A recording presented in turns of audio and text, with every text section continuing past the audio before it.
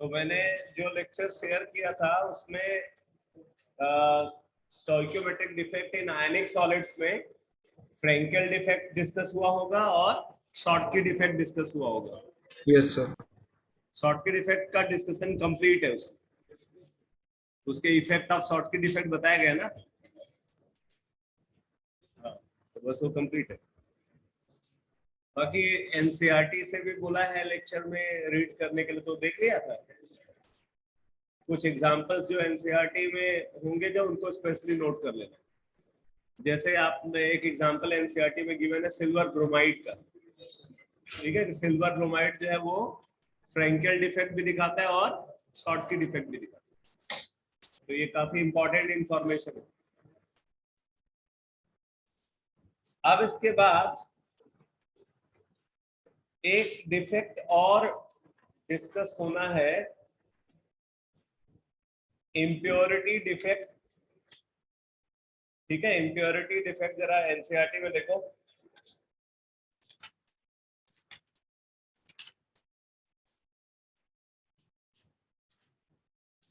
अच्छा, इसमें आपने देखा कि जो फ्रेंकेल डिफेक्ट है, फ्रेंकेल डिफेक्ट, इंटरस्टिशियल डिफेक्ट और वैकेंसी डिफेक्ट दोनों का एग्जांपल है कि नहीं? क्योंकि जो कॉन्स्टिट्यूएंट पार्टिकल है वो नॉर्मल लैटिस पॉइंट से डिस्प्लेस होकर के कहाँ चला जाता है? इंटरस्टिशियल स्पेसेस में चला जाता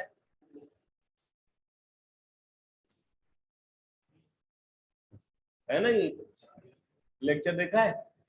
अच्छा, तो जो कॉन्स्टिट्यूएंट पार्टिकल है वो इंटरस्टिशियल स्पेसेस को छोड़ करके, मतलब अपने लैटिस पॉइंट को छोड़ करके इंटरस्टिशियल स्पेसेस में चला जाता है। तो जहां वो जाता है वहां पे वो इंटरस्टिशियल डिफेक्ट क्रिएट करता है और अपने लैटिस पॉइंट पे वैकेंसी क्रिएट करता है।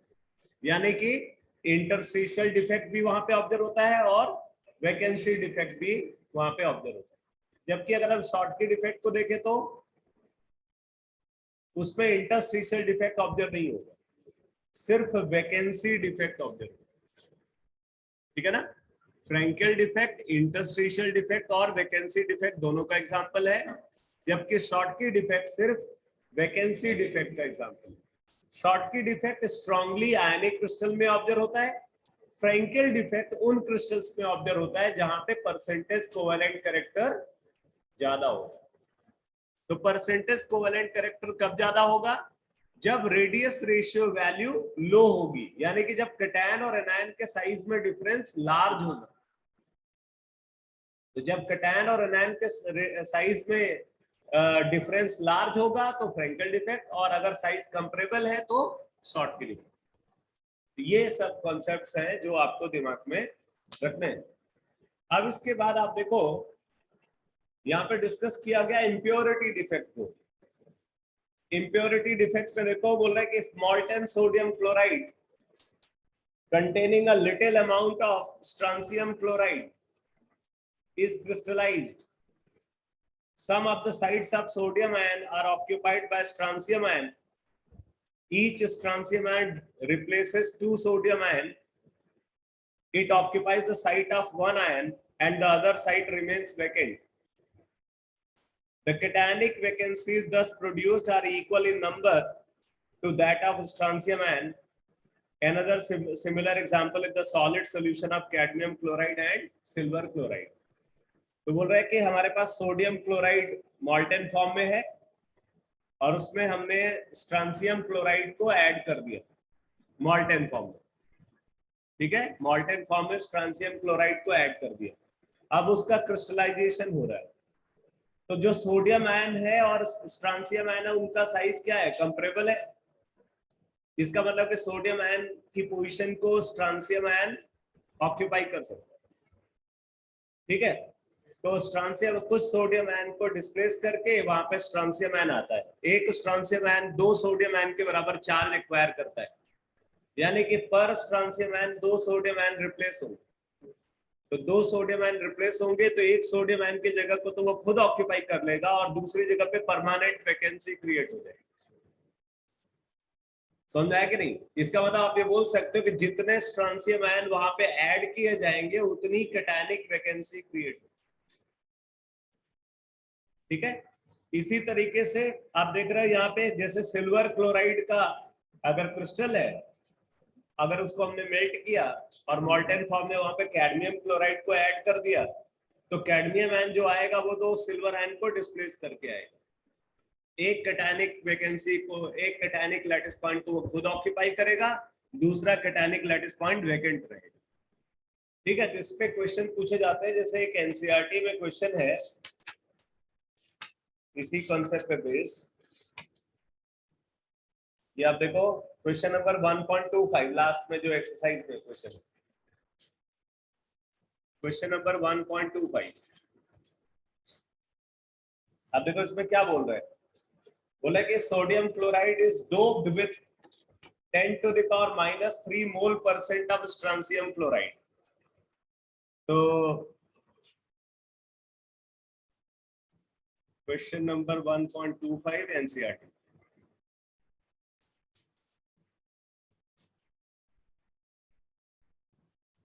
तो यहाँ पे 10 to the power -3 मोल % है किसका, स्ट्रांसियम क्लोराइड का। डोपिंग कर रहे हैं यहाँ पे स्ट्रांसियम क्लोराइड के। डोपिंग का मतलब समझते हो, किसी भी फॉरेन सब्सटेंस, फॉरेन सब्सटेंस मतलब जिस जो लैटिस है, लैटिस से डिफरेंट कोई सब्सटेंस को अगर हम स्मॉल अमाउंट में ऐड करते हैं क्रिस्टल के अंदर, तो इस फिनोमेना को डोपिंग बोलते हैं। क्लियर। तो अगर हम सोडियम क्लोराइड के अंदर स्ट्रांसियम क्लोराइड की डोपिंग करें, तो कितना अमाउंट स्ट्रांसियम क्लोराइड का ऐड किया जा रहा है, बोल रहा है कि अगर 100 मोल सोडियम क्लोराइड का है तो उसमें 10 to the power -3 mole strontium chloride का ऐड किया जाए। Clear. 10 to the power -3 mole of strontium chloride is added in 100 mole of sodium chloride।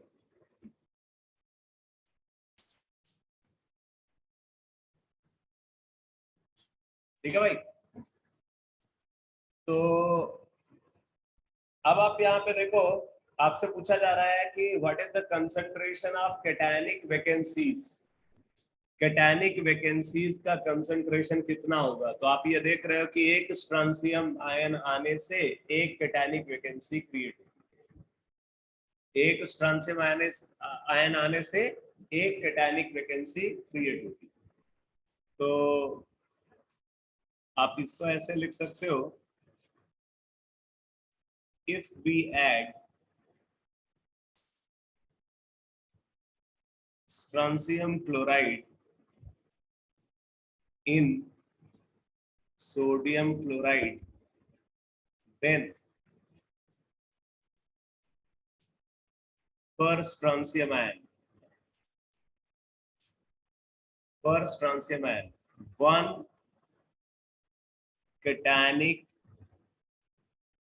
vacancy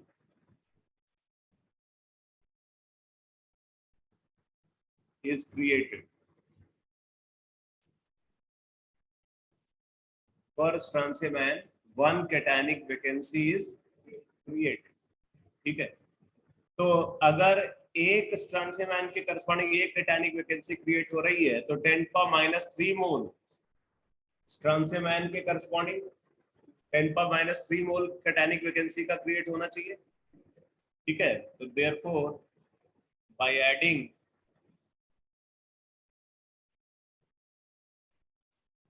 10⁻³ mole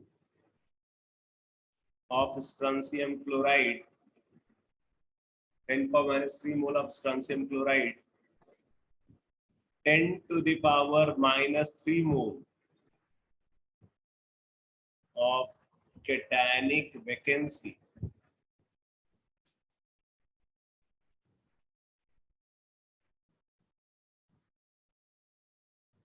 is created।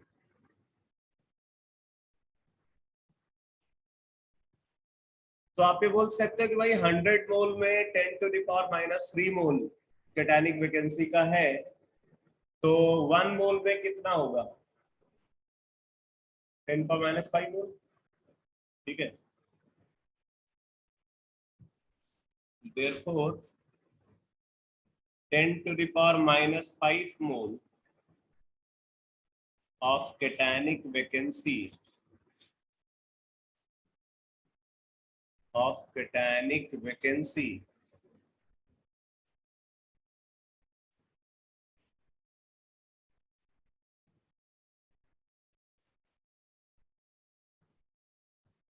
is created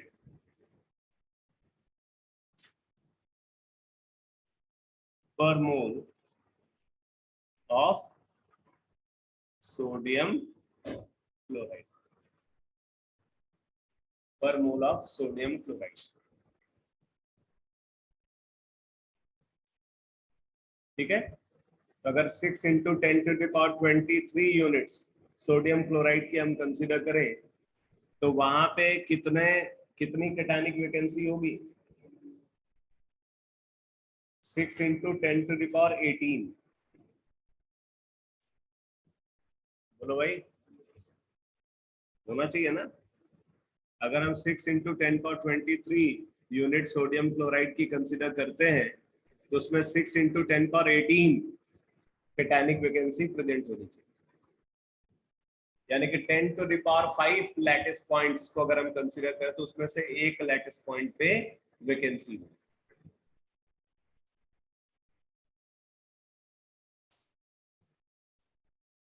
तो एक तो ये कंसेप्ट था, तो ये इम्प्योरिटी डिफेक्ट समझ में आ गया सबको? ये क्लियर हो गया?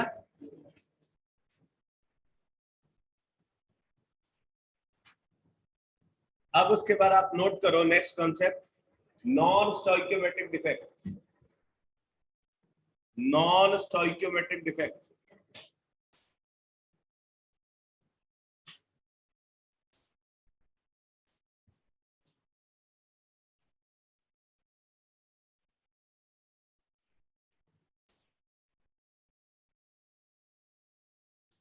Non stoichiometric defect,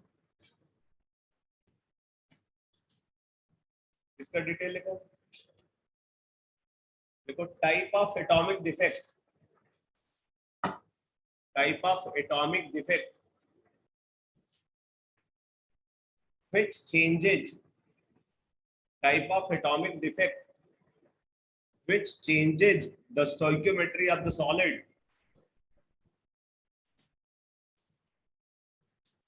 type of atomic defect which changes the stoichiometry of the solid before and after the imperfection, before and after the imperfection, before and after the imperfection is called non-stoichiometric defect, is called non-stoichiometric defect।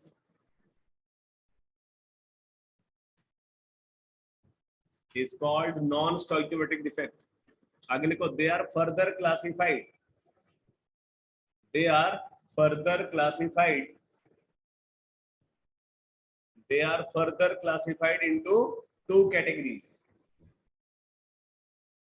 they are further classified into two categories। Number 1, metal excess defect,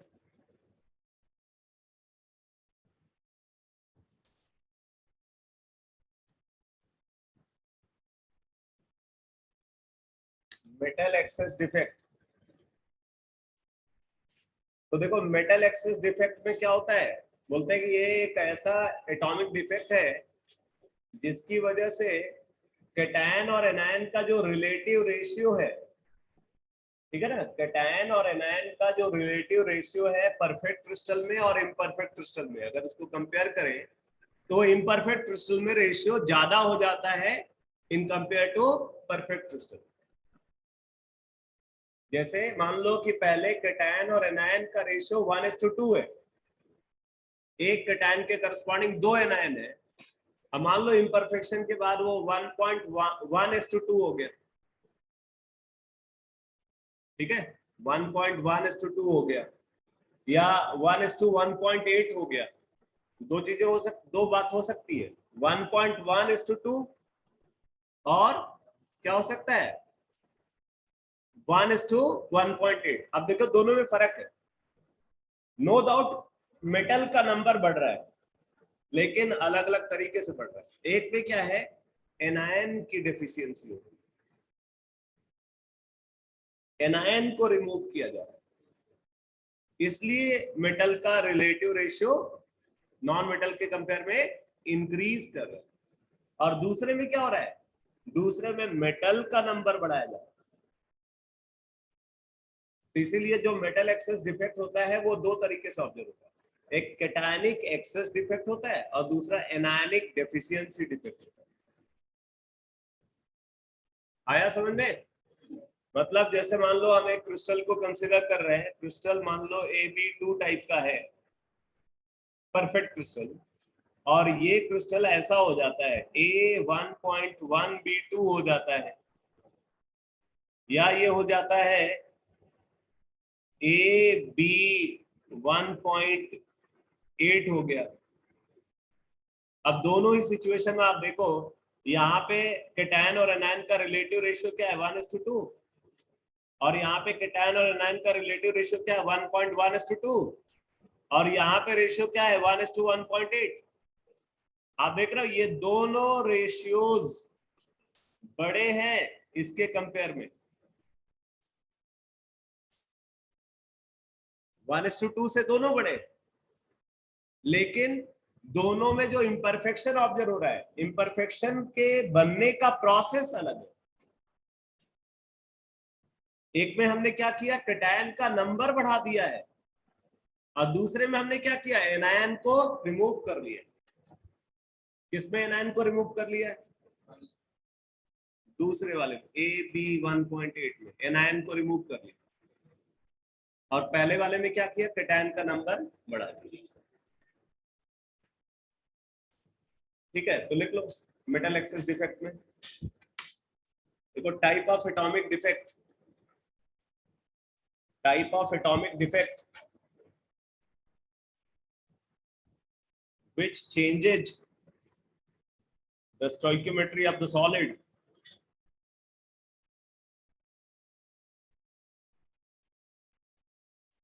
that is the that is that is the relative ratio of cation and anion, that is the relative ratio of cation and anion in such a manner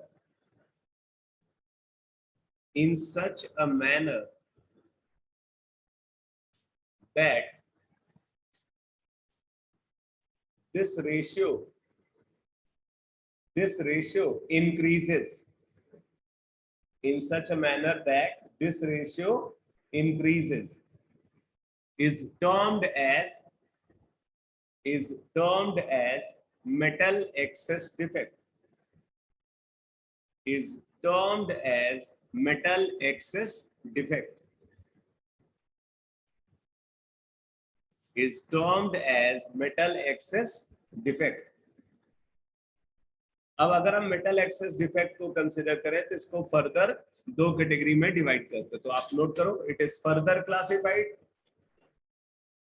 it is further classified into two categories. It is further classified into two categories. Number one, देखो anionic deficiency defect, ये बहुत ही important discussion है।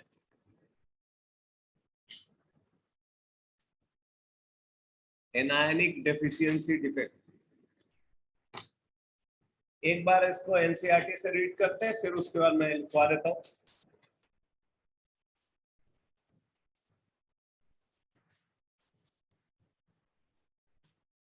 तो यहाँ पे देखो metal excess defect heading मिलेगी page number 26 पे, उसमें नीचे देखो लिखा हुआ metal excess defect due to anionic vacancies.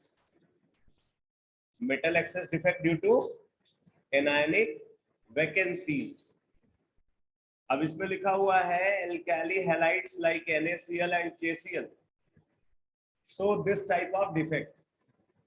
वैसे मैं एक चीज बता दूं आपको याद रखने के लिए कि जो एनायनिक डेफिशिएंसी डिफेक्ट है वो उन क्रिस्टल्स में फेवरेबल होता है जो स्टोइकियोमेट्रिक डिफेक्ट के मीन टाइम शॉर्टकी डिफेक्ट को फेवर करते हैं। जिन आयनिक क्रिस्टल में स्टोइकियोमेट्रिक डिफेक्ट ऑब्जर्व होने पे शॉर्टकी डिफेक्ट देखने को मिलता है, वही आयनिक क्रिस्टल जब नॉन स्टोइकियोमेट्रिक डिफेक्ट दिखाते हैं तो वो एनायनिक डेफिशिएंसी डिफेक्ट में पार्टिसिपेट करना चाहते हैं। कहने का मतलब ये है कि एक पर्टिकुलर कंपाउंड को अगर आप कंसीडर करो तो जरूरी नहीं कि वो सिर्फ स्टोइकियोमेट्रिक डिफेक्ट ही दिखाएगा, वो स्टोइकियोमेट्रिक डिफेक्ट भी दिखा सकता है और नॉन स्टोइकियोमेट्रिक डिफेक्ट भी दिखा सकता है। हाँ, अगर वो स्टोइकियोमेट्रिक डिफेक्ट दिखाएगा तो एक पर्टिकुलर टाइप का स्टोइकियोमेट्रिक डिफेक्ट में पार्टिसिपेट करेगा, और अगर वो नॉन स्टोइकियोमेट्रिक डिफेक्ट दिखाएगा तो उसमें भी एक पर्टिकुलर टाइप का नॉन स्टोइकियोमेट्रिक डिफेक्ट में पार्टिसिपेट करेगा। समझ में है? तो जो आयनिक क्रिस्टल स्टोइकियोमेट्रिक डिफेक्ट के मीन टाइम शॉर्टकी डिफेक्ट को फेवर करते हैं, वही आयनिक क्रिस्टल नॉन स्टोइकियोमेट्रिक डिफेक्ट के mean time anionic deficiency defect को फेवर करते हैं। आ गया समझ में? तो ऑब्वियसली शॉर्टकी डिफेक्ट में स्ट्रांगली आयनिक क्रिस्टल पार्टिसिपेट करते हैं, तो वही क्रिस्टल जो है यहां भी पार्टिसिपेट करते हैं। तो लिख लो, this defect is common, this defect is common among those ionic crystals. This defect is common among those ionic crystals. This defect is common among those ionic crystals which are expected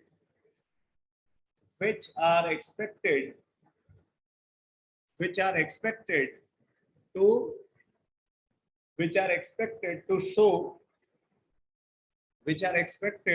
show Schottky defect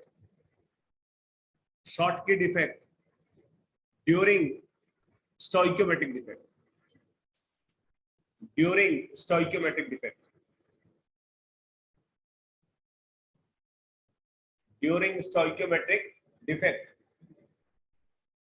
अब जरा देखो बेटा आगे क्या कैसे ये observe हो रहा है।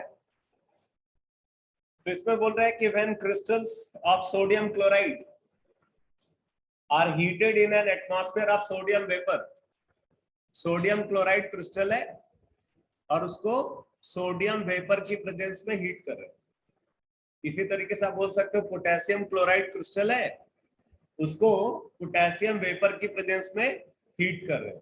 लिथियम क्लोराइड क्रिस्टल है, उसको लिथियम वेपर की प्रेजेंस में हीट कर रहे हैं। एक एग्जांपल दिया हुआ है, उसी से बाकी केसेस को भी समझ लो। So when crystal of sodium chloride are heated in an atmosphere of sodium vapor, sodium atoms are deposited on the surface of the crystal. ठीक है, the chloride ion diffuse to the surface of the crystal and combine with sodium atom to give sodium chloride. तो बोले sodium chloride crystal है, sodium vapour की presence में heat कर। तो क्या होता है, ये जो सोडियम वेपर है उसमें जो सोडियम एटम प्रेजेंट है वो क्रिस्टल के सरफेस पे जाकर डिपॉजिट हो जाते हैं। एक तरीके से जब वो कंडेंस होंगे तो सरफेस पे डिपॉजिट हो जाएंगे। ठीक है, हम क्रिस्टल को हीट कर रहे हैं, तो क्रिस्टल को हीट कर रहे हैं तो क्या है, अंदर में जो एक एनायन प्रेजेंट है वो एनायन बाइंडिंग फोर्सेस को, जो इलेक्ट्रोस्टैटिक फोर्सेस है उनको ब्रेक करके फ्री हो जाता है और फिर वो एनायन डिफ्यूज करके बाहर आता है। ठीक है, एनायन डिफ्यूज करके कहां आ रहा है, सरफेस की तरफ। सरफेस पे कौन डिपॉजिटेड है, सोडियम एटम। सरफेस पे कौन डिपॉजिटेड है, सोडियम एटम। क्या होता है कि ये जो एनायन है, ये एनायन उस सोडियम एटम से कंबाइन कर जाता है और कंबाइन करके क्या बनाता है, सोडियम क्लोराइड। तो इस प्रोसेस पे सोडियम इलेक्ट्रॉन रिलीज करता है वो इलेक्ट्रॉन डिफ्यूज करके अंदर जाता है, और क्योंकि वो एक नेगेटिव चार्ज पार्टिकल है तो ऑब्वियसली उस नेगेटिव चार्ज पार्टिकल के लिए कंफर्टेबल पोजीशन वही एनायनिक लैटिस पॉइंट है जहां से एनायन मिसिंग है, क्योंकि वहीं पे तो उसको एक सही फोर्स बैलेंस मिलेगा, समझा है। तो वो इलेक्ट्रॉन डिफ्यूज करके अंदर गया और अंदर जाकर के वो उस एनायनिक लैटिस पॉइंट को ऑक्यूपाई कर लेता है जहां से एनायन मिसिंग है। अब वो पॉइंट जहां पे इलेक्ट्रॉन प्रेजेंट है वो बड़ा ही इंपॉर्टेंट पॉइंट हो जाता है, क्योंकि वो इलेक्ट्रॉन अनपेयर्ड फॉर्म में एग्जिस्ट कर रहा है। इस वजह से वो इस पूरे क्रिस्टल को क्या बना देता है, पैरामैग्नेटिक बना देता है। समझ में है? उस अनपेयर्ड इलेक्ट्रॉन के होने की वजह से क्रिस्टल क्या हो जाएगा, पैरामैग्नेटिक हो जाएगा। अभी एक बार ध्यान से सुन लो सारी बात को, फिर सब लिख लो। तो इलेक्ट्रॉन जब एनायनिक लैटिस पॉइंट पे गया, अनपेयर्ड फॉर्म में प्रेजेंट है, तो वो क्रिस्टल को बना देगा पैरामैग्नेटिक। बाकी जब उस क्रिस्टल के ऊपर फोटोन गिरेगा, यानी कि लाइट अगर इंसिडेंट होगी, तो ये इलेक्ट्रॉन उस फोटोन की वजह से मूव करने लगता है। जब वहां पे फोटोन गिरता है, उससे जो एनर्जी मिलती है, उस एनर्जी से इलेक्ट्रॉन मूव करने लगता है, यानी कि वो क्या बन जाएगा, इलेक्ट्रिकल सेमीकंडक्टर बन जाएगा। कंडक्टर नहीं बोल सकते, सेमीकंडक्टर बन जाएगा। और कैसा सेमीकंडक्टर, क्योंकि नेगेटिव चार्ज कैरियर वहां पे मूव कर रहा है, तो वो नेगेटिव टाइप सेमीकंडक्टर बन जाएगा, एन टाइप सेमीकंडक्टर बन जाएगा। क्रिस्टल की इलेक्ट्रिकल कंडक्टिविटी बढ़ जाएगी,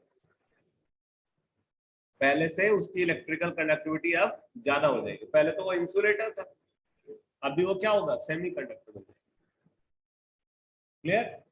और क्या कॉन्सिक्वेंसेस होते हैं, बोलते हैं कि ये इलेक्ट्रॉन खुद को एक्साइट कराने के लिए विजिबल फोटोन एब्जॉर्ब कराता है।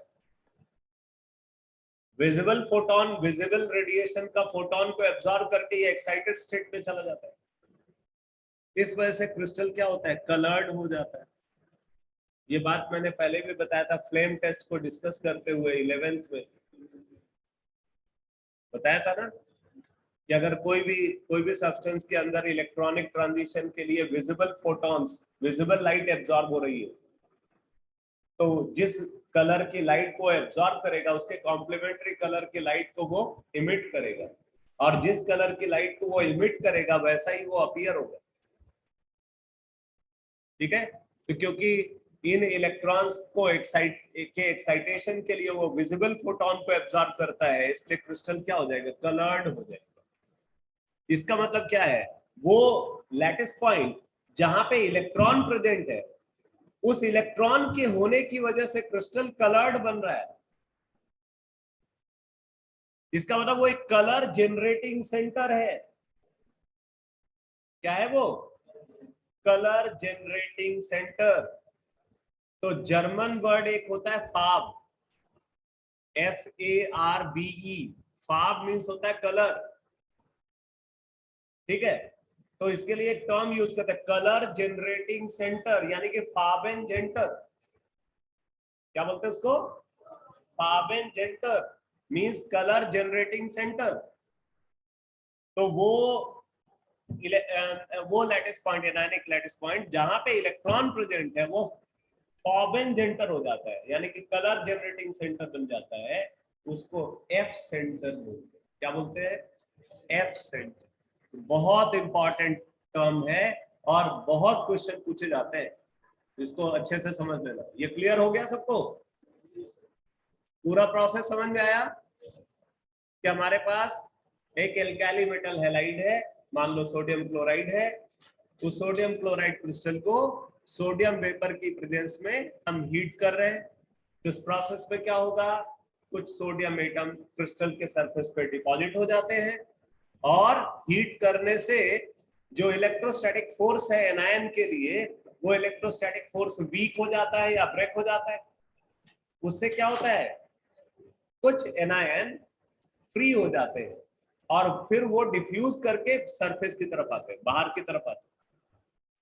बाहर में आकर के वो उस सोडियम एटम से कंबाइन कर जाते हैं। ठीक है, सोडियम एटम से वो एनायन कंबाइन कर गया, इस प्रोसेस में सोडियम ऑक्सीडाइज हो गया, उसने इलेक्ट्रॉन लूज किया, उसका इलेक्ट्रॉन डिफ्यूज करके अंदर गया और अंदर जा करके वो उसी एनायनिक लैटिस पॉइंट को ऑक्यूपाई कर लेता है जहां से एनायन मिसिंग है। उस इलेक्ट्रॉन के प्रेजेंस की वजह से क्रिस्टल क्या हो गया, पैरामैग्नेटिक हो गया, क्रिस्टल फोटोकंडक्टर बन गया, क्रिस्टल नेगेटिव टाइप सेमीकंडक्टर बन गया, क्रिस्टल कलर्ड हो गया, क्रिस्टल की डेंसिटी डिक्रीज कर गई, डेंसिटी भी डिक्रीज कर जाएगी क्योंकि एनायन बाहर चला गया है। अब एनायन के मास को इलेक्ट्रॉन बैलेंस कर पाएगा क्या, नहीं कर पाएगा, तो क्रिस्टल उतने ही वॉल्यूम का मास कम हो गया तो डेंसिटी डिक्रीज कर जाएगी, क्रिस्टल की स्टेबिलिटी डिक्रीज कर जाएगी, क्रिस्टल के लैटिस एंथैल्पी डिक्रीज कर जाएगी। ये सब इफेक्ट्स है। देखो एनायनिक डेफिशिएंसी डिफेक्ट लिखो, देखो when sodium chloride crystal, when sodium chloride crystal is heated in presence of sodium vapor, when sodium chloride crystal is heated in presence of sodium vapor,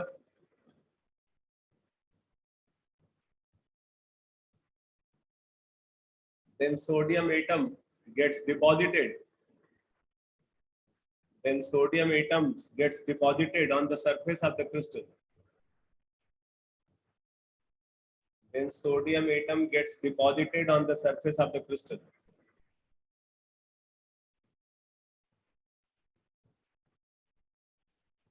आगे लिखो the chloride ion, the chloride ion diffuse, the chloride ion diffuse towards the surface of the crystal, towards the surface of the crystal, where they combine with sodium atom, where they combine with deposited sodium atom, where they combine with deposited sodium atom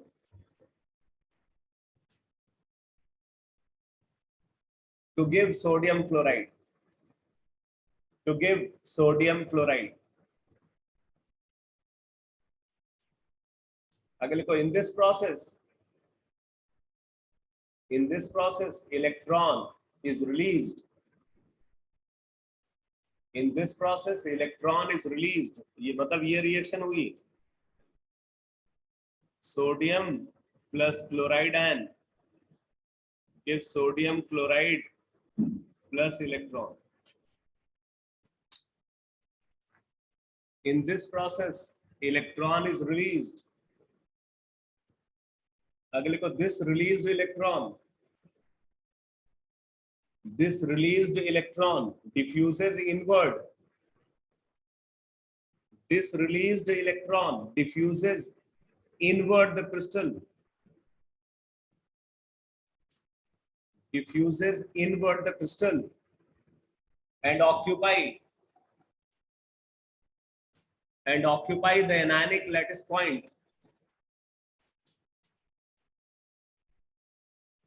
and occupy the anionic lattice point from where anion is missing, from where anion is missing.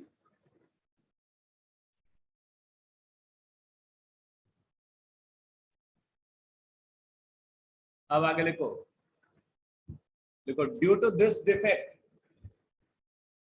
due to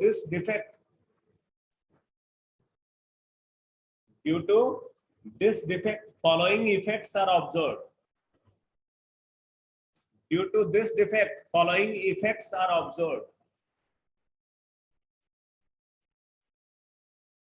इस defect के effect अब आपको note करने। Number 1 देखो density of the crystal decreases, density of the crystal decreases. Number 2, electrical conductivity of the crystal increases.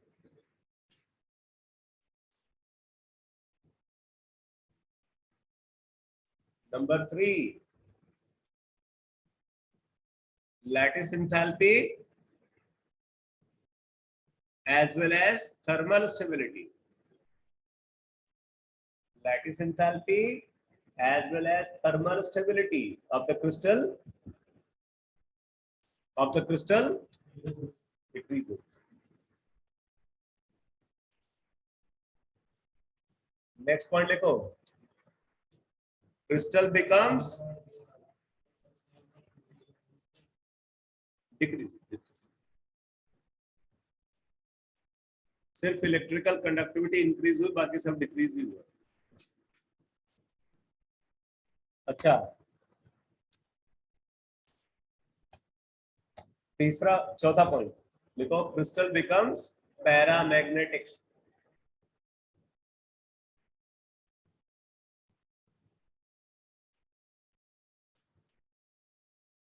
पांचवा point, crystal becomes photo conductor.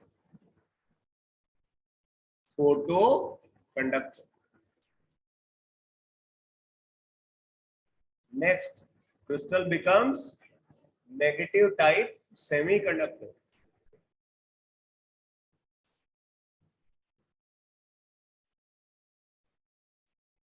Next,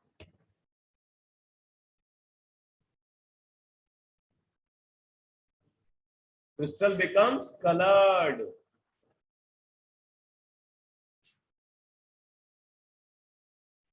Crystal becomes colored. ठीक है, अब आगे इसी में लिख लो,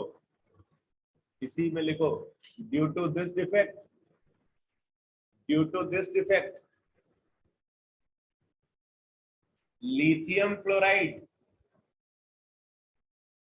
lithium chloride becomes pink colored.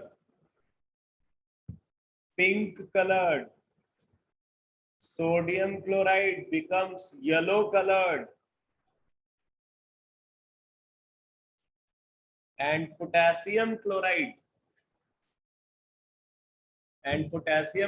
becomes violet or lilac.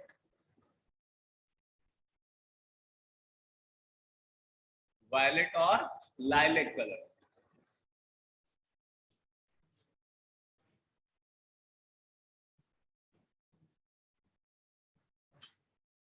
तो आपसे ये पूछा जाएगा कि why sodium chloride crystal becomes yellow colored. क्या बोलोगे?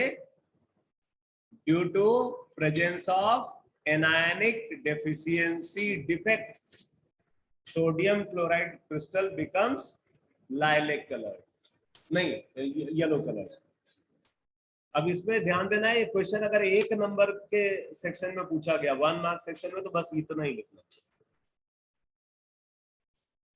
ठीक, अगर यही क्वेश्चन आपसे पूछा गया 3 मार्क सेक्शन में, पूरी राम कहानी लिखनी पड़ेगी. अभी जो बताया ना, ये पूरी कहानी आपको लिखनी, पूरा प्रोसेस समझाना पड़ेगा, कैसे क्या हुआ. सोडियम क्लोराइड क्रिस्टल लिया, सोडियम वेपर की प्रेजेंस में हीट किया, तो उस प्रोसेस में एनायन डिफ्यूज होकर के बाहर आ गया, सोडियम सरफेस पे डिपॉजिट हो गया, सोडियम ऑक्सीडाइज हो गया, इलेक्ट्रॉन रिलीज हुआ, इलेक्ट्रॉन अंदर चला गया, एनायनिक लैटिस पॉइंट को ऑक्यूपाई कर लिया. जहां पे वो इलेक्ट्रॉन गया, वो पॉइंट क्या बन गया? एफ सेंटर बन गया. उसी की वजह से कलर जनरेट हो गया. ये सब कई बार जो है ना, ये भी पूछ दिया, right short note on the following. उसमें 2 पार्ट दे देते हैं, 2 टर्म. जैसे मान लो आपसे बोल रहा है कि FCC lattice, number 1. Number 2, F centre. अब दोनों पे आपको पूरा डिस्क्राइब करना पड़ेगा. ऐसे क्वेश्चन भी आते हैं.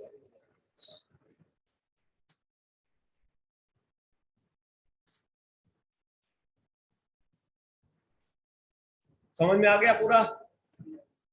मस्त, गुड। चलो अब दूसरा क्लासिफिकेशन लिखो, कैटायनिक एक्सेस डिफेक्ट।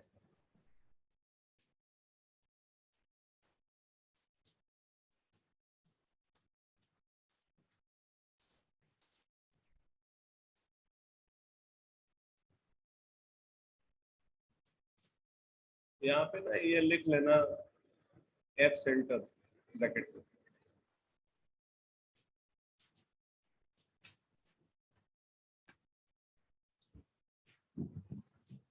इसको आप डायग्राम बना करके भी रिप्रेजेंट कर सकते हो। कैसे रिप्रेजेंट कर सकते हो? Na positive Cl negative, Na positive Cl negative, Na positive Cl negative, ऐसे अरेंज कर दो। एक जगह से Cl नेगेटिव हटाओ, ठीक है, Cl नेगेटिव हटाओ और उसी जगह पे क्या, इलेक्ट्रॉन, और फिर एरो मार्क करके निकालो, यही है एब्सेंट। आया समझ में? अगर अगर डायग्राम बना करके प्रेजेंट करोगे पूरे मार्क्स मिलेंगे, फिर सामने वाला मार्क्स काटने की हिम्मत नहीं करेगा। हाँ, ज्यादा लिखना भी नहीं पड़ेगा, और लिखोगे जो ग्रामेटिकल एरर होगी इसको कंसीडर भी नहीं किया जाएगा।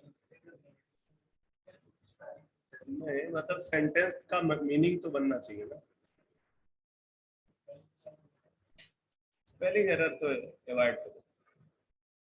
हाँ, जो पर्टिकुलर टर्म है उसमें स्पेलिंग एरर नहीं होनी चाहिए। बाकी तुम इधर उधर जो लिख रहे हो वर्ड्स में जो है कुछ अगर छोटी मोटी एरर है तो देखो, कैटायनिक एक्सेस डिफेक्ट में क्या होता है भाई?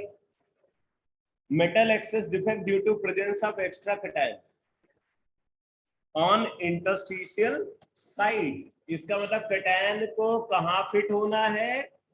इंटरस्टिशियल साइट में फिट होना है। और कहाँ पे कैटायन इंटरस्टिशियल साइट में फिट हुआ था? फ्रैंकेल डिफेक्ट में। इसका मतलब है कि ये डिफेक्ट उन क्रिस्टल्स में कॉमन है जो स्टोइकियोमेट्रिक डिफेक्ट के मीन टाइम फ्रैंकेल डिफेक्ट को प्रेफर करते, जो स्टोइकियोमेट्रिक डिफेक्ट में फ्रैंकेल डिफेक्ट को प्रेफर करते हैं, वो नॉन स्टोइकियोमेट्रिक डिफेक्ट में कैटायनिक एक्सेस डिफेक्ट को प्रेफर करते हैं। जो स्टोइकियोमेट्रिक डिफेक्ट के मीन टाइम शॉर्टकी डिफेक्ट को प्रेफर करते हैं, वो नॉन स्टोइकियोमेट्रिक डिफेक्ट के mean time anionic deficiency defect को प्रेफर करते हैं। देखो कितना सिस्टमैटिक, ऐसे रिलेट करके पढ़ोगे तो अच्छा रहेगा, एग्जांपल भी याद करना आपके लिए आसान हो जाएगा। नॉन स्टोइकियोमेट्रिक डिफेक्ट की बात हम आयनिक सॉलिड्स में करते हैं, क्योंकि नॉन आयनिक सॉलिड में फिर ये रिलेटिव रेशियो का फिर मतलब ही नहीं रहता। ठीक है, तो लिखो, this defect is common, this defect is common among those ionic crystal, this defect is common among those ionic crystal, this defect is common among those ionic crystal which are expected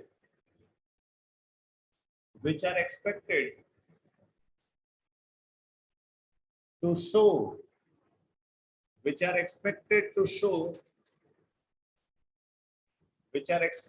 show Frankel defect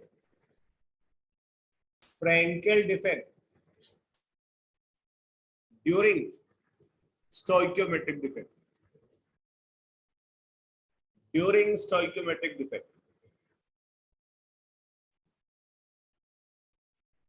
अब देखो इसमें क्या करते हैं, जैसे इन्होंने एक example लेकर के एक्सप्लेन किया है कि जिंक ऑक्साइड है, कोल्ड कंडीशन में ये व्हाइट कलर्ड होता है।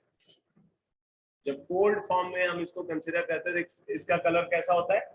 White colour. हीट करने पे ये येलो कलर को एक्वायर कर लेता है। तो क्वेश्चन ऐसे पूछा जाता है कि why zinc oxide is white coloured when cold and yellow coloured when hot. तो येलो कलर व्हेन हॉट क्यों एक्वायर कर रहा है वो? Due to cationic excess defect. इसमें क्या करते हैं, इसमें सीधे क्रिस्टल को ही हीट कर देते हैं। क्रिस्टल को मेटल वेपर की प्रेजेंस में नहीं, डायरेक्टली क्रिस्टल को हीट करें। यहाँ पे जिंक ऑक्साइड क्रिस्टल है, उसको हीट कर दिया। हीट करने पे क्या होता है, सरफेस के कुछ एनायंस गैसिफाई हो जाते। जैसे यहाँ पे सरफेस पे ऑक्साइड आयन है, तो ऑक्साइड आयन ऑक्सीडाइज हो जाएगा, ऑक्सीजन गैस बन करके उड़ गया और इलेक्ट्रॉन छोड़ गया। वो इलेक्ट्रॉन डिफ्यूज होकर के क्रिस्टल के अंदर आ गया, इंटरस्टिशियल स्पेसेस में फिट हो गया। और क्या हुआ भाई, क्योंकि एनायन सरफेस से चला गया तो उसके सराउंडिंग का कैटायन भी फ्री हो गया, क्योंकि अब वहां पे फोर्स बैलेंस डिस्टर्ब हो गया ना, तो वो कैटायन वहां पे कंफर्टेबल नहीं है, तो वो कैटायन भी डिफ्यूज करके कहा जाता है अंदर, इंटरस्टिशियल स्पेसेस को ऑक्यूपाई कर। मतलब इलेक्ट्रॉन भी इंटरस्टिशियल स्पेसेस में है और कैटायन भी इंटरस्टिशियल स्पेसेस में। अब आप देखोगे क्रिस्टल के अंदर कैटायन का नंबर तो उतना ही है, एनायन का नंबर क्या हो गया, कम हो गया। अभी जो एग्जांपल बता रहा था उसमें वो दूसरा वाला जो एग्जांपल AB 1.8 वाला जो एग्जांपल मैंने बताया, वैसी सिचुएशन बन जाएगी। ठीक है, तो अब देखो ये इलेक्ट्रॉन जो इंटरस्टिशियल स्पेसेस में है, ये अनपेयर्ड फॉर्म में एग्जिस्ट करता है, उसके होने से वो क्रिस्टल क्या बन जाएगा, पैरामैग्नेटिक। उस इलेक्ट्रॉन के होने से क्रिस्टल फोटोकंडक्टर बन जाएगा।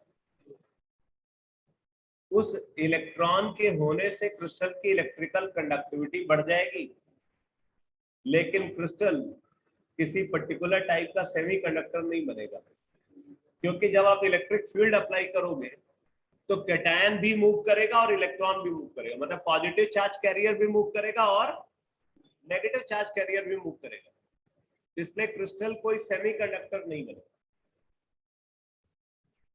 फोटो कंडक्टर बनेगा, इलेक्ट्रिकल कंडक्टिविटी बढ़ेगी, बट वो सेमीकंडक्टर नहीं बनेगा। बाकी डेंसिटी सबसे क्रिटिकल डिस्कशन है यहाँ पे, बड़ा कंफ्यूजन है यहाँ पे डेंसिटी को लेकर के कि डेंसिटी पे क्या इफेक्ट होना चाहिए। तो कुछ बुक्स में लिखा हुआ है कि डेंसिटी बढ़ जाती है।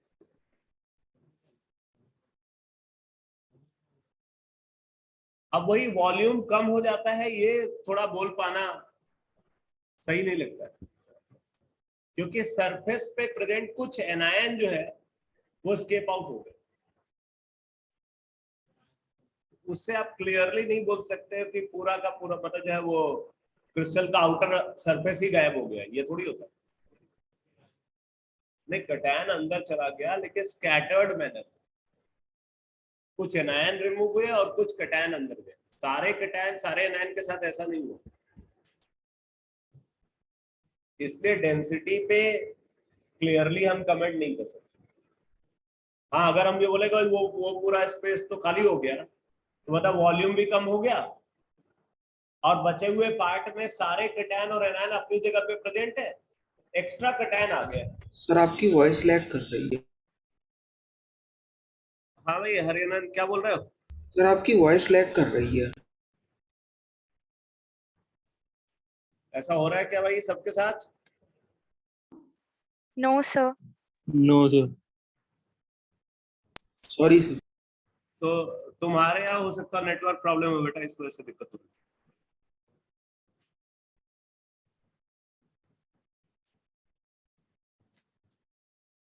तो समझ में आया? तो अगर हम इस फैक्टर को कंसीडर करें कि सरफेस पे प्रेजेंट सारे कैटायन और एनायन अपनी जगह से हट गए, एनायन स्केप आउट हो गया और कैटायन अंदर आ गया, फिर हम बोलेंगे कि वॉल्यूम कम हो गया, बचे हुए पार्ट का मास बढ़ गया, क्योंकि वहां एक्स्ट्रा कैटायन आया है ना, तो उसका मास बढ़ गया तो डेंसिटी बढ़ जाएगी। और दूसरी सिचुएशन को अगर देखें कि भाई वॉल्यूम उतना ही है और एनायन बाहर चला गया, कैटायन तो अभी भी उसी के अंदर है लेकिन एनायन बाहर चला गया, तो उस हिसाब से डेंसिटी कम हो जाएगी। तो बड़ा कंफ्यूजिंग सिचुएशन है वैसे। हाँ हाँ हाँ, मतलब कुछ कुछ क्लैरिटी के साथ आप कमेंट नहीं कर पाओ। कुछ बुक्स पे लिखा हुआ कि डेंसिटी बढ़ जाएगी, एनसीईआरटी में कुछ नहीं लिखा हुआ है, हम भी कुछ नहीं बोलते। ठीक है, लिख लो।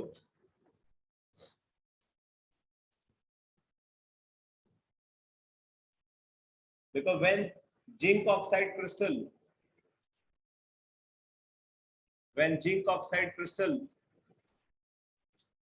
which is white in color when cold, which is white in color when cold,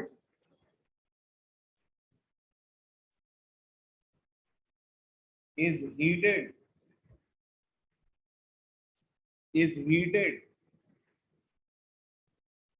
then it loses oxygen gas. It loses oxygen gas as follows. It loses oxygen gas as follows. तो zinc oxide crystal है, इसको heat कर रहे हैं। तो heat करने पे क्या होता है भाई, यहाँ पे zinc ion plus electron plus oxygen gas.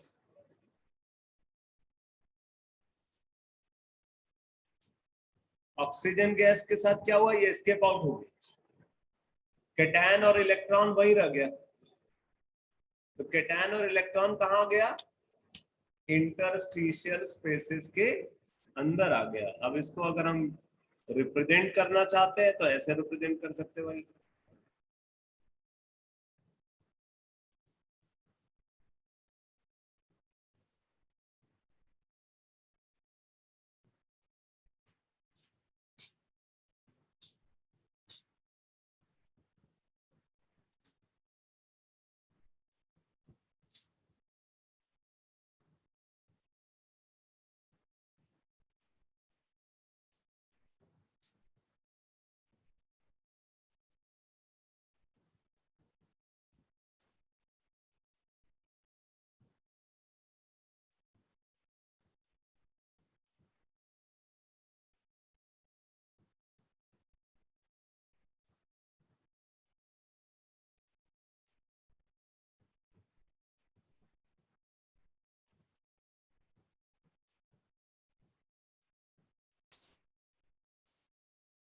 तो यहाँ पे बोल रहे हैं कि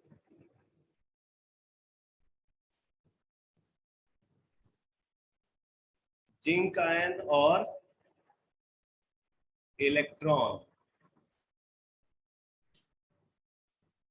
इंटरस्टिशियल स्पेसेस में आ जाते हैं।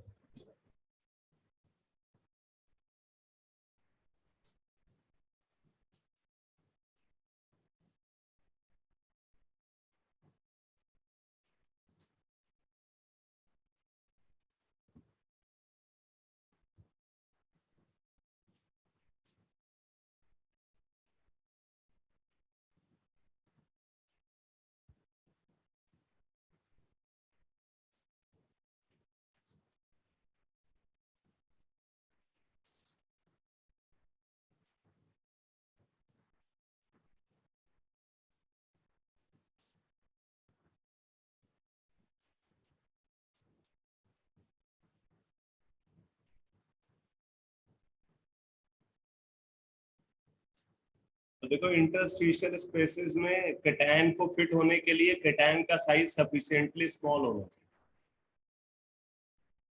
अगर कैटायन का साइज बड़ा होगा तो फिर वो इंटरस्टिशियल स्पेसेस में फिट नहीं हो पाएगा।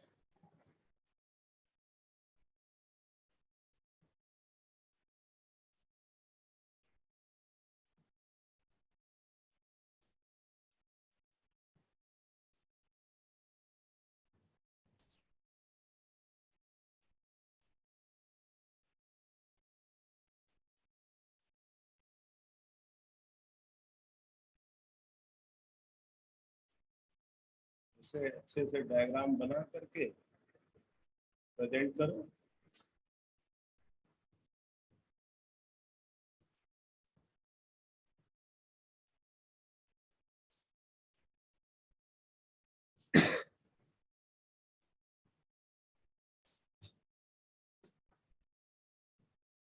ये है situation.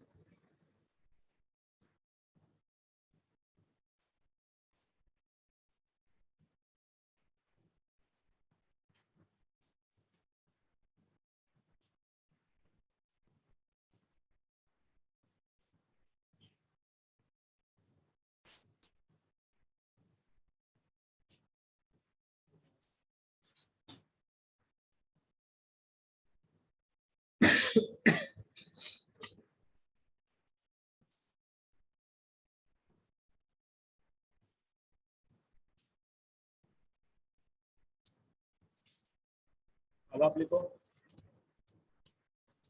Effect of cationic excess defect. Effect of cationic excess defect.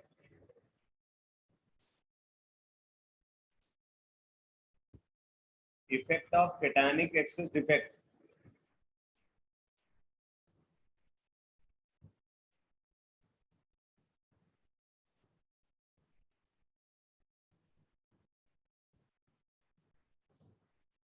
देखो number 1, density of crystal. Density of crystal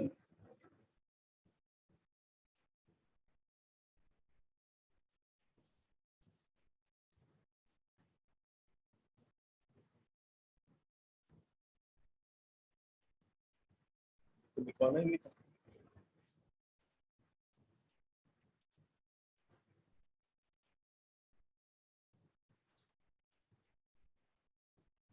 हटा दो।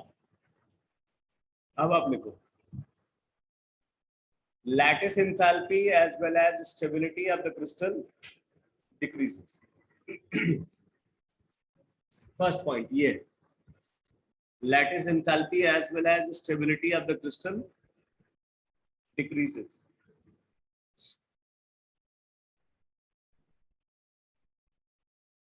Second point लिखो electrical conductivity of the crystal increases. Electrical conductivity of the crystal increases. Third point लिखो crystal becomes paramagnetic.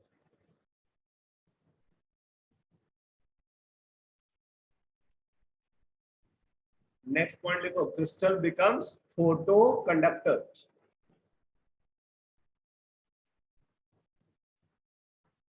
Crystal becomes photoconductor. अगला point लिखो crystal becomes colored.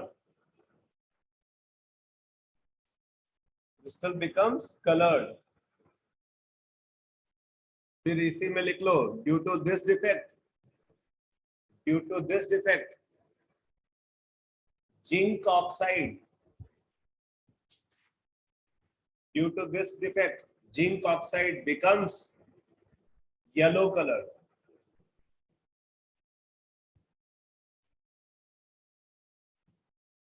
Zinc oxide becomes yellow color.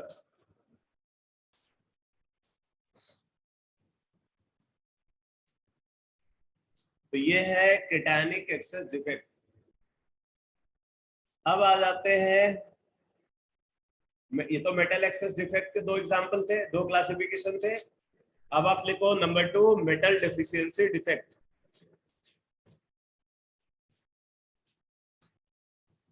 Metal deficiency defect में further कोई classification नहीं है।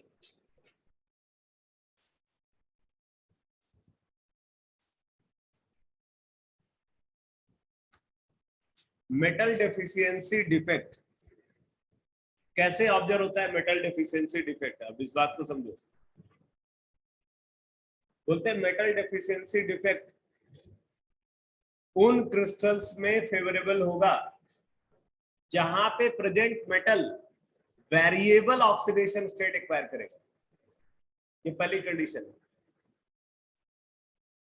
जिस crystal में present metal variable oxidation state, यानी कि एक से ज्यादा ऑक्सीडेशन स्टेट को एक्वायर करता है, सिर्फ उसी क्रिस्टल में मेटल डेफिशिएंसी डिफेक्ट ऑब्जर्व। इसका मतलब कि अगर कोई एल्कैली मेटल सॉल्ट है, एल्कलाइन अर्थ मेटल सॉल्ट है, तो वहां ये डिफेक्ट कभी ऑब्जर्व नहीं हो सकता, बिकॉज उनकी तो एक फिक्स ऑक्सीडेशन स्टेट होती है ना। ठीक है, तो पहली कंडीशन क्या है इसके लिए? मेटल की ऑक्सीडेशन स्टेट वेरिएबल होनी चाहिए। दूसरी कंडीशन है कि मेटल अपने लोअर ऑक्सीडेशन स्टेट में प्रेजेंट होना चाहिए इन परफेक्ट क्रिस्टल। उसकी ऑक्सीडेशन स्टेट वेरिएबल हो, और उस वेरिएबल ऑक्सीडेशन स्टेट में भी वो अपनी लोअर ऑक्सीडेशन स्टेट को एक्वायर कर रहा हो, हायर ऑक्सीडेशन स्टेट को नहीं, तब ये डिफेक्ट कॉमन होगा। लिख लो इस बात। देखो, this defect is common among those ionic crystal, this defect is common among those ionic crystal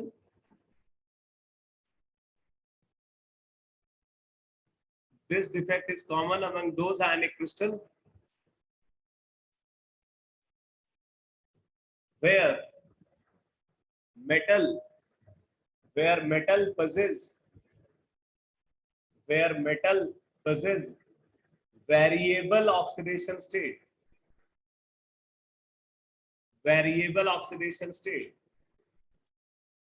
and where metal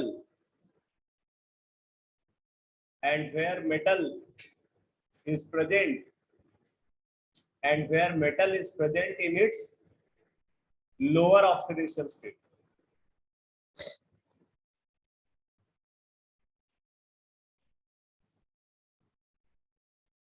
इसका मतलब जो ट्रांजिशन मेटल सॉल्ट्स है, ट्रांजिशन मेटल ऑक्साइड्स है, सल्फाइड्स है, वहां पे ये डिफेक्ट ऑब्जर्व हो सकता है, क्योंकि transition metal variable oxidation state acquire करता है।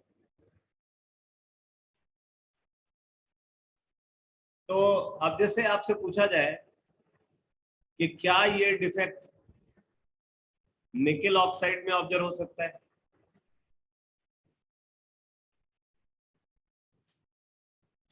तो आप बोलोगे हो सकता है। क्या ये डिफेक्ट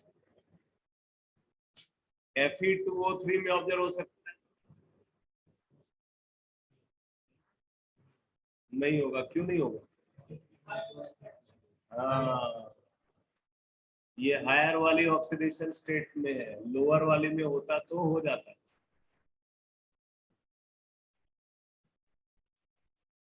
अब जैसे इसको देखो, इसमें ऑब्जर्व होगा क्या? क्या ये डिफेक्ट जिंक ऑक्साइड में ऑब्जर्व होगा? है?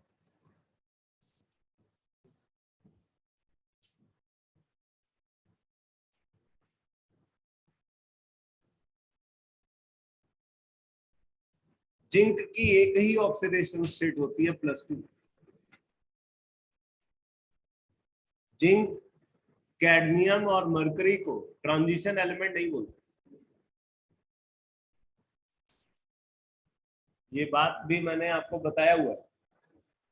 ट्रांजिशन एलिमेंट उन्हीं को बोला जाता है जिनके या तो ग्राउंड स्टेट इलेक्ट्रॉनिक कॉन्फ़िगरेशन में, डी ऑर्बिटल में अनपेयर्ड इलेक्ट्रॉन प्रेजेंट हो, या उनके किसी आयनिक कॉन्फ़िगरेशन में डी ऑर्बिटल में अनपेयर्ड इलेक्ट्रॉन प्रेजेंट। कहां पे होना चाहिए डी ऑर्बिटल में अनपेयर्ड इलेक्ट्रॉन? या तो ग्राउंड स्टेट कॉन्फ़िगरेशन में हो या उनके किसी आयनिक कॉन्फ़िगरेशन में हो। अगर जिंक को आप देखो, एटॉमिक नंबर है 30, इलेक्ट्रॉनिक कॉन्फ़िगरेशन लिखोगे तो 4s2 3d10, argon 4s2 3d10, 3d10 d10 भरा हुआ है। तो ग्राउंड स्टेट में तो नहीं है डी ऑर्बिटल में अनपेयर्ड इलेक्ट्रॉन। अब आयनिक कॉन्फ़िगरेशन में देखते हैं, तो इसकी आयनिक स्टेट है +2, Zn+2, 4s वाला 2 निकल गया, अभी भी D10 है, 3D10, अभी भी उसके पास अनपेयर्ड इलेक्ट्रॉन नहीं है, इसीलिए जिंक को ट्रांजिशन एलिमेंट नहीं बोला जाता। यही बात कैडमियम और मरकरी के लिए भी ट्रू है। वैसे मरकरी की एक से ज्यादा ऑक्सीडेशन स्टेट है, +1 एंड +2। मर्क्यूरस सॉल्ट भी होता है, मर्क्यूरिक सॉल्ट भी होता है। अरे मर्क्यूरस सॉल्ट भी होता है, मर्क्यूरिक सॉल्ट भी होता है, समझ में आया कि नहीं?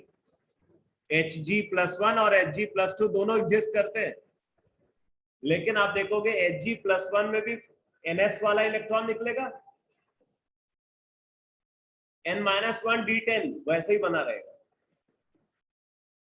और Hg+2 में भी वही ns वाला इलेक्ट्रॉन निकलेगा, तो मतलब D10 मेंटेन रहेगा। तो डी ऑर्बिटल में अनपेयर्ड इलेक्ट्रॉन नहीं होगा, इसीलिए जिंक, कैडमियम और मरकरी को ट्रांजिशन एलिमेंट नहीं बोला जाता। किसका? Fe3O4 तो मिक्स ऑक्साइड है, मिक्स ऑक्साइड है, इन दोनों का कॉम्बिनेशन, इन दोनों का मिक्सचर है Fe3O4।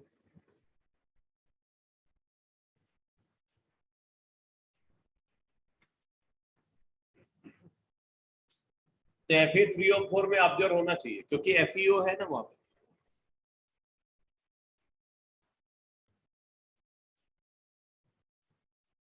अगर आपसे बोला जाए क्या MgO में ऑब्जर्व होगा?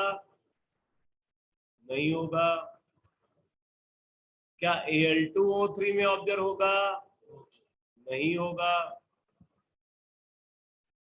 ठीक है। क्या CRO में ऑब्जर्व होगा? होगा।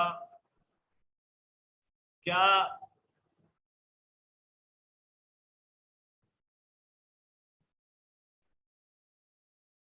CrO3 में होगा?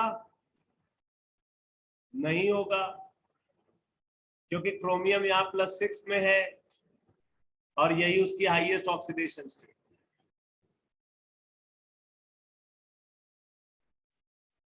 समझ में आ रहा है? तो क्या ध्यान देना है?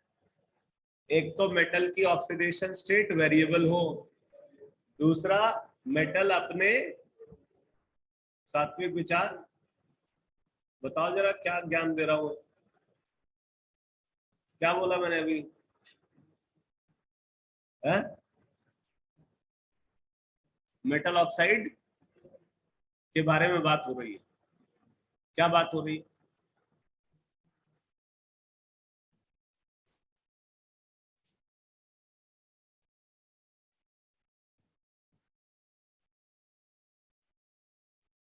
क्या बात हो रही है बताओ? बारे में तो बात हो रही है, सब वही लिखा जा रहा है।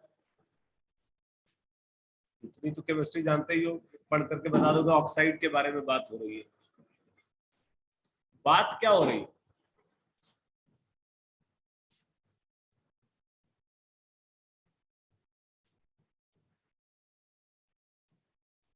तुम बताओ क्या बात हो रही है?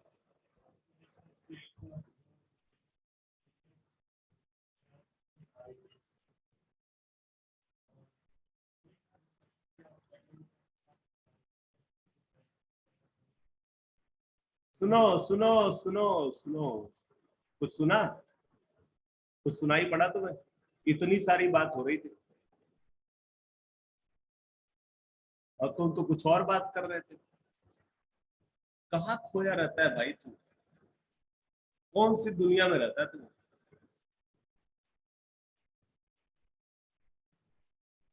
कौन सा वीडियो गेम खेल रहा है?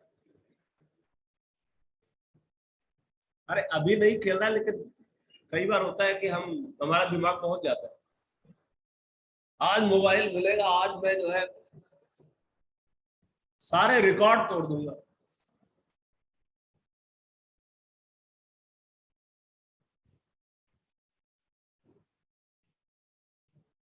विचार तेरे एकदम सात्विक, क्योंकि इसमें कोई विचार ही नहीं आता।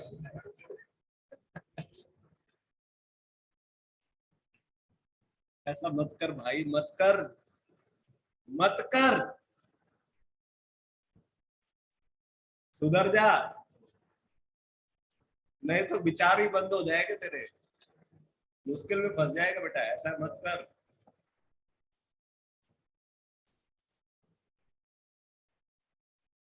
समझ में आ गया भाई? मेटल डेफिशिएंसी डिफेक्ट की कंडीशन सबको क्लियर हो गई? क्लियर करनी है कंडीशन। कल कल तेरे से पूछूंगा। हाँ पक्का, कोई 3 इंफॉर्मेशन पूछूंगा, कोई भी 3। अब तू समझ लेना कौन सी पूछूंगा, और कल तू बच के नहीं जा सकता है। अब देखो, अगर हमारे पास FeO क्रिस्टल है, तो ये FeO क्रिस्टल कैसे बना होगा बेटा?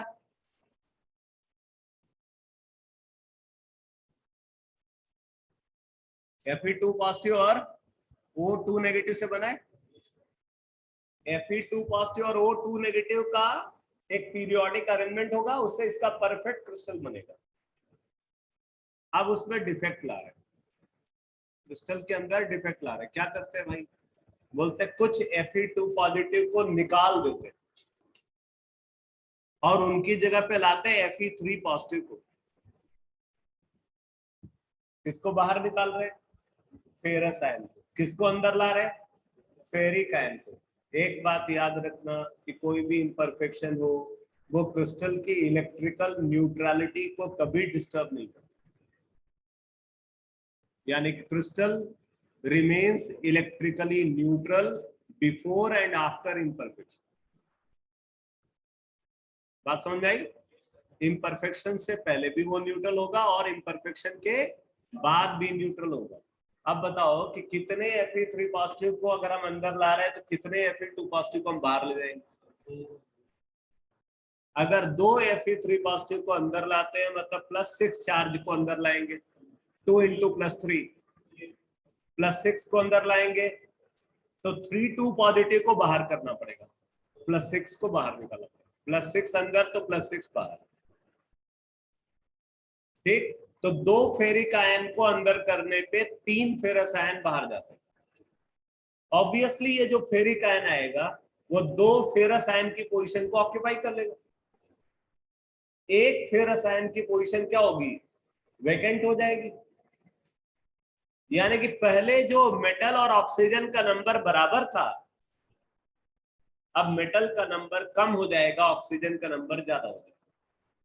मेटल का नंबर कम हो गया, इसलिए क्या है ये? Metal deficiency defect. आया समझ में? इसमें इंप्योरिटी डिफेक्ट नहीं है, इंप्योरिटी डिफेक्ट नहीं है, क्योंकि वही एलिमेंट आ रहा है,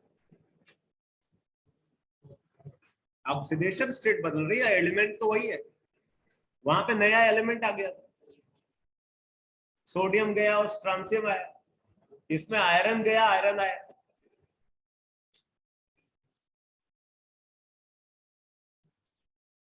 ठीक है।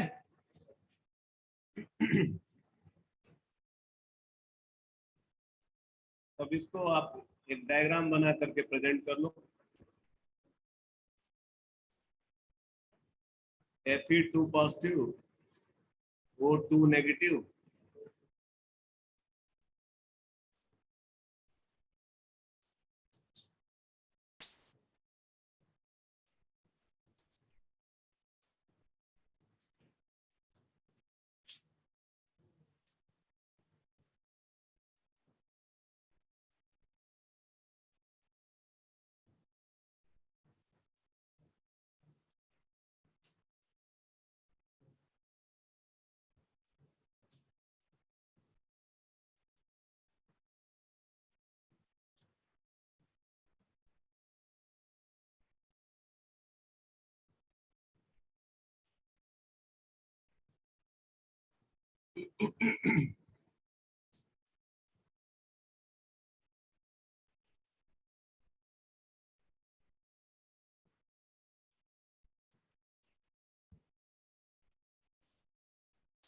ठीक है, 3 Fe2 पॉजिटिव को हमने यहाँ से हटा दिया और उसकी जगह पे क्या लाए भाई,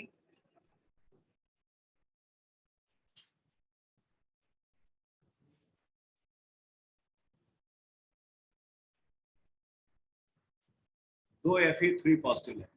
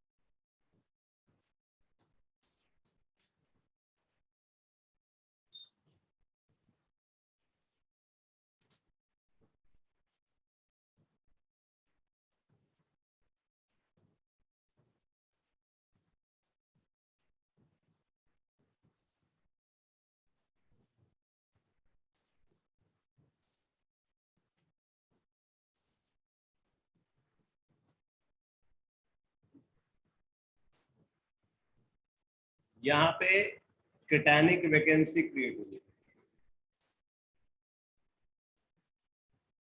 आप ये बोल सकते हो कि अगर 2 Fe3 पॉजिटिव आते हैं तो एक केटानिक वैकेंसी क्रिएट हुई।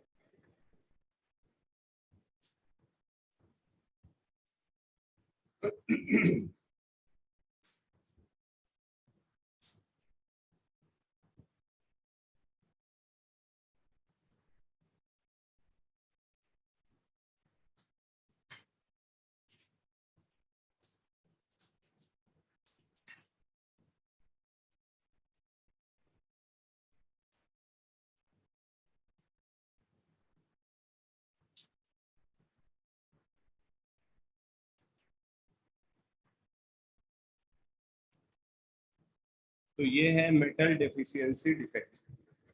अब इस पे क्वेश्चन पूछा जाता है इस तरीके से, जैसे मान लो एक क्रिस्टल है Fe 0.97O type, Fe 0.97O type. मतलब एक तरीके से यहाँ पे जो मेटल डेफिशिएंसी डिफेक्ट की वजह से जो क्रिस्टल आपको मिलेंगे वो कैसे मिलेंगे, A1-XO। और मेटल एक्सेस डिफेक्ट में जो क्रिस्टल मिलेंगे वो क्या बनेंगे, A1+XO। ठीक है ना।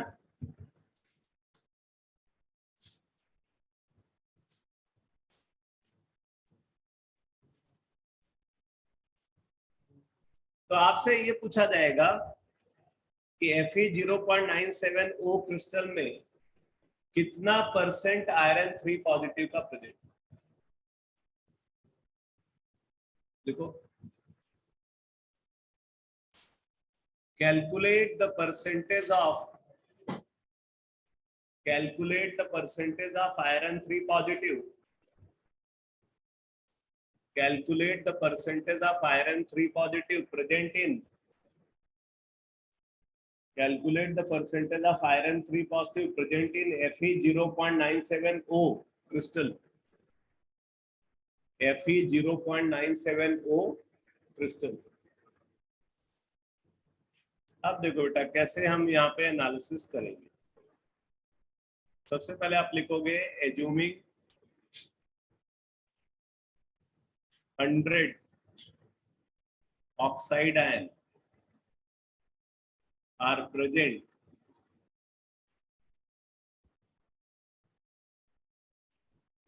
inside the crystal. ठीक है, then 97 iron atom 97 iron atom are also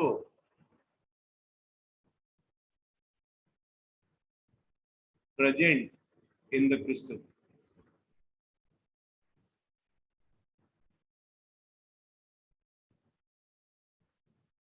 अब हम आगे यहां पे बोल सकते हैं, इसको ऐसे लिखेंगे, let x iron atom are in the form of iron 3 positive.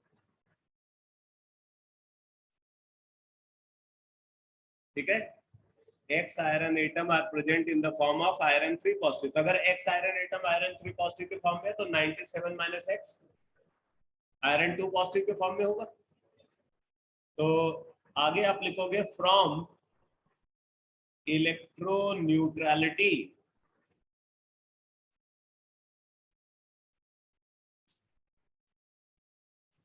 of the salt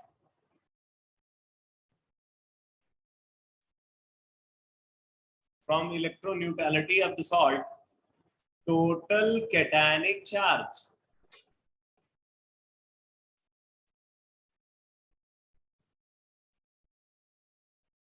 is equal to total anionic charge.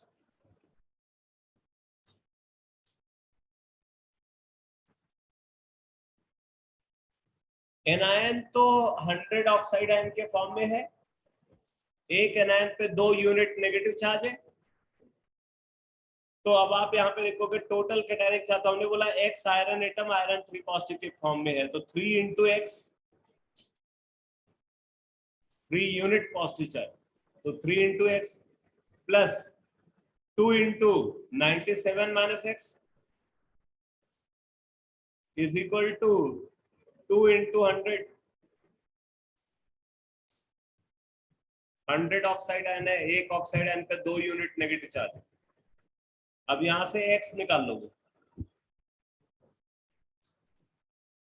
x is equal to 6 आ गया.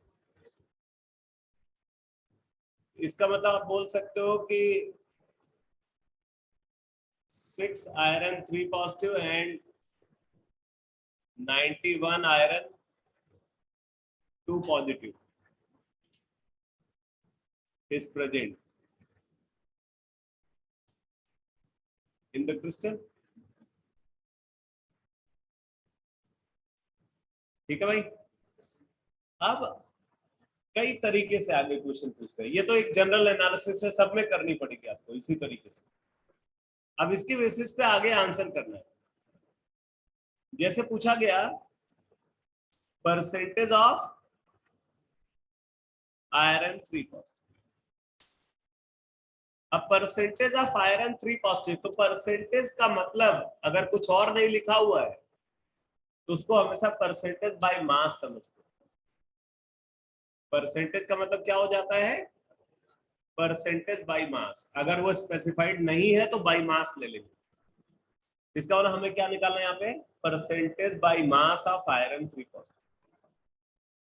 तो कैसे निकालेंगे भाई, 6 आयरन 3 पॉजिटिव, 6 इंटू उसका फॉर्मूला मास 56,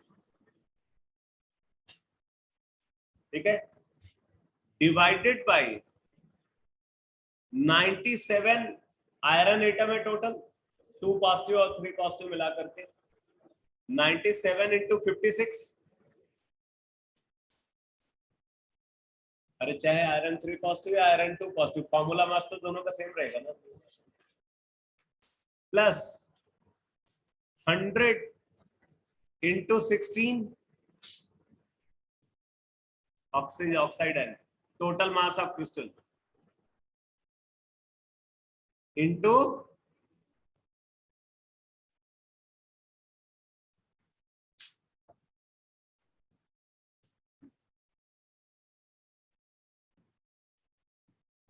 आ गया समझ में?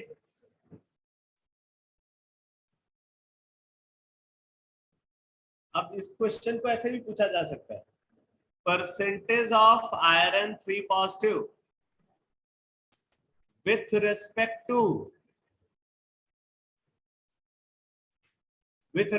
to cationic lattice point.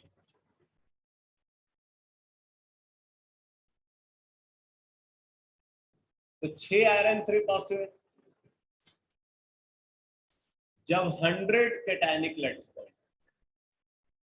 भाई 100 एनायनिक लैटिस पॉइंट है तो 100 कैटायनिक भी होना चाहिए। अब ऑक्यूपाइड भले 97 हो, लेकिन वैसे आइडियल क्रिस्टल में तो 100 कैटायनिक लैटिस पॉइंट है, तो 6/100 into 100।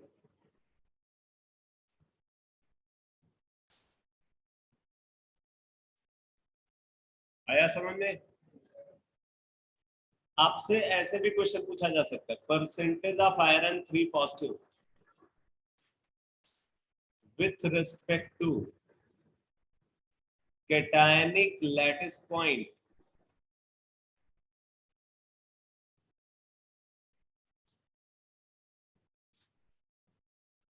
occupied। अब ये हो जाएगा 6/97 into 100, क्योंकि यहाँ ऑक्यूपाइड भी लिखा हुआ। अगर आपसे पूछा जाए percentage of iron 3 positive with respect to total lattice point, percentage of iron 3 positive with respect to total lattice point, तो टोटल में कैटायनिक भी लोगे एनायनिक भी लोगे, तो 100 कैटायनिक है तो 100 एनायनिक, तो टोटल 200 लैटिस पॉइंट है, उनमें से 6 को ऑक्यूपाई करता है, तो 6/200 into 100, 3%। और अगर बोल रहा है कि percentage of iron 3 positive with respect to total lattice point occupied, तो 6/197 into 100। इसी तरीके से क्वेश्चन पूछे जाते। आ गया समझ में? तुमने एनसीईआरटी का जो क्वेश्चन पूछा था, हाँ, तुझे याद नहीं होगा, मुझे याद है, तुझे याद है? वो तो पूछता ही नहीं, तू ही तो पूछता है।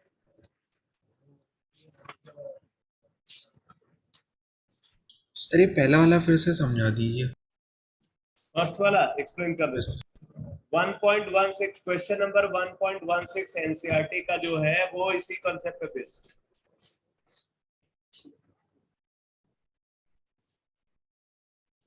ये पहला वाला देखो बेटा, ये एनालिसिस तो समझ में आ गई ना तुम्हें? 6 आयरन 2 पॉजिटिव और 91 नहीं, 6 आयरन 3 पॉजिटिव और 91 आयरन 2 पॉजिटिव है, ये तो समझ में आ गया। Yes sir. अब पूछा जा रहा है कि कितना percentage by mass iron 3 positive का है। परसेंटेज ऑफ आयरन 3 पॉजिटिव का मतलब percentage by mass of iron 3 positive. तो percentage by mass of iron 3 positive हम यहाँ पे निकाल रहे हैं। देखो 6 आयरन 3 पॉजिटिव है तो 6 into 56, 56 आयरन का एटॉमिक मास होता है ना, यस सर। तो उसके आयन का फार्मूला मास भी 56 ही होगा, कोई भी आयन, क्योंकि आयन बनने में सिर्फ इलेक्ट्रॉन को आप रिमूव करते हो और इलेक्ट्रॉन एटॉमिक मास में कंट्रीब्यूट नहीं करता। Yes sir. तो 6 into 56 डिवाइडेड बाय, देखो टोटल 97 आयरन एटम है, तो 97 into 56 प्लस 100 ऑक्साइड आयन है, तो 100 into 16 multiplied by 100। Okay sir, thank you.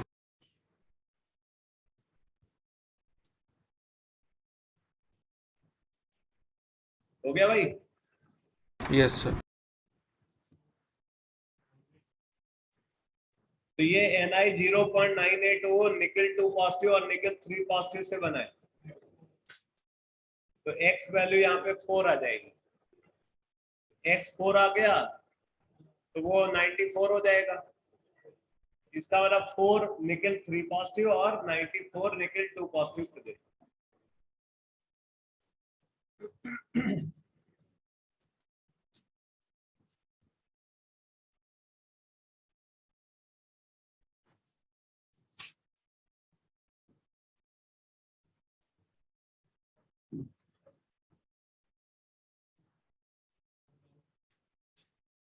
पूछो।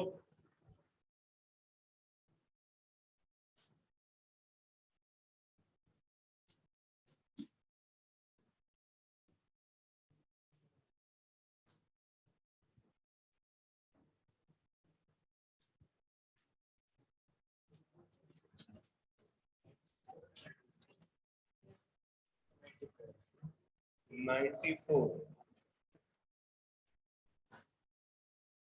एक क्वेश्चन ये पूछ रहे हैं एन अवस्थी का, क्वेश्चन नंबर 94।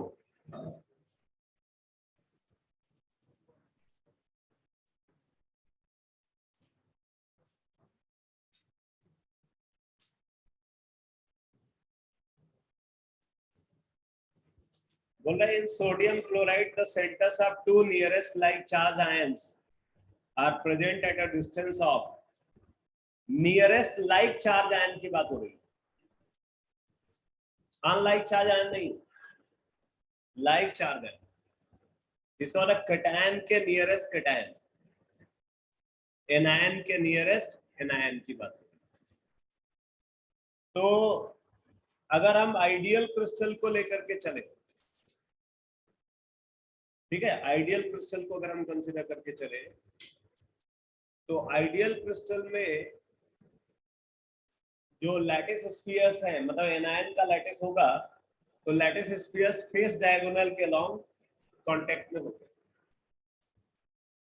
तो फेस डायगोनल की लेंथ क्या हो जाएगी, a√2, a√2 is equal to 4r negative.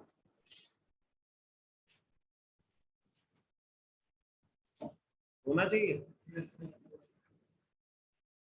तो अगर हम इनका नियरेस्ट डिस्टेंस की बात कर रहे हैं, तो नियरेस्ट डिस्टेंस तो 2r नेगेटिव होगा,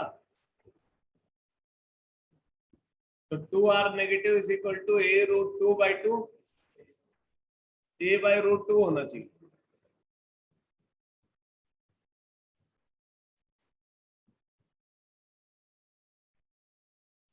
ए ऑप्शन।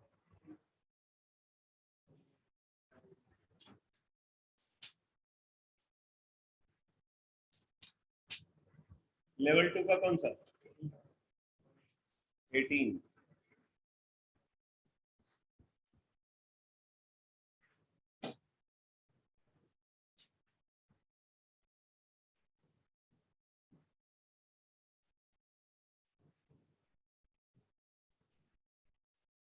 बोल रहा है कि potassium chloride crystallizes in the same type of lattice as does sodium chloride, मतलब rock salts. given that RNA positive upon RCl negative is equal to 0.5 and RNA positive upon RK positive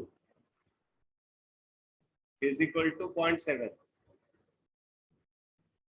Calculate the ratio of the sides of the unit cell for KCl to that for NaCl. तो आपको निकालना है edge length of KCl upon edge length of NaCl।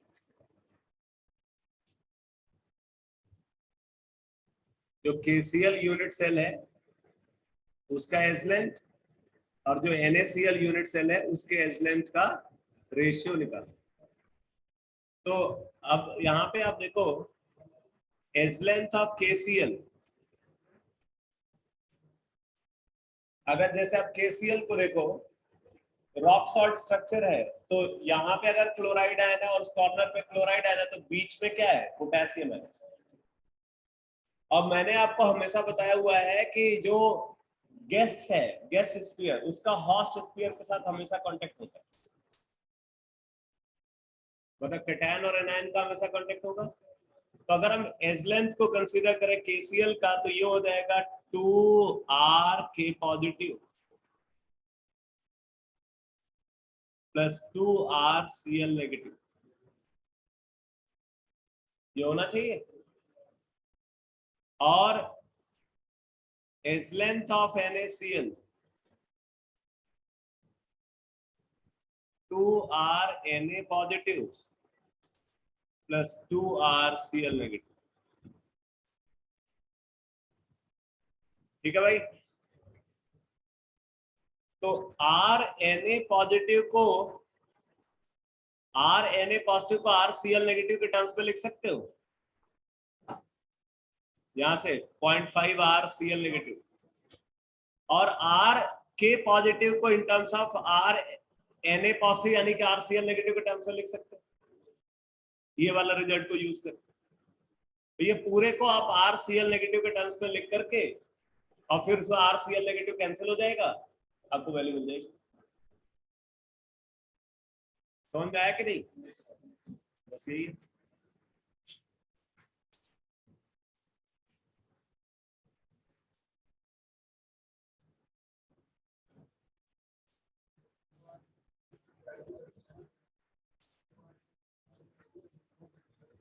आओ कर